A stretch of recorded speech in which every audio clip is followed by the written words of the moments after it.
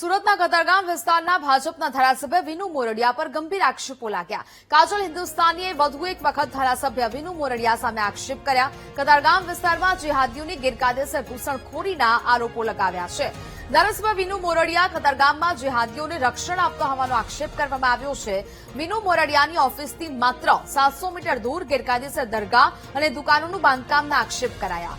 દરગાહ અને દુકાનોના કારણે traffic jam થતો હોવાથી ડિમોલિશનની માંગ સાથે તેમણે ટ્વીટ કર્યું છે। પીએમ મોદી અને કેન્દ્રીય ગૃહમંત્રી અમિત શાહને વિનોદ મોરડિયા સામે તપાસની ટ્વીટર પર રજૂઆત કરવામાં આવી છે। સંવાદદાતા ધ્રુવ ફોન લાઈન પર જોડાયા છે। ધ્રુવ, કતારગામ વિસ્તારના ભાજપના ધારાસભ્ય વિનુ મોરડિયા પર ફરી એક વખત કાજલ હિન્દુસ્તાનીએ આક્ષેપો કર્યા છે, શું વિગત?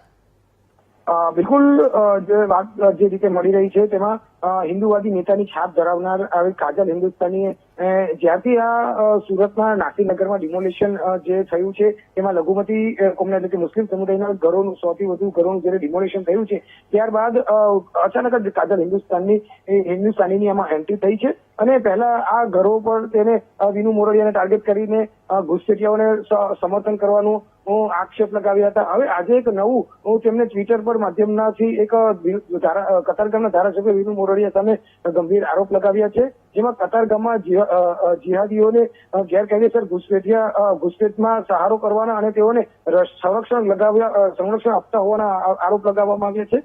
સ્થાનિક ધારાસભ્ય વિનુ મોરડિયા કતારગામ વિસ્તારમાં જિહાદીને જુદી જુદી રીતે રક્ષણ આપે છે તે પ્રકારના આક્ષેપ તેમાં લગાવવામાં આવ્યો છે।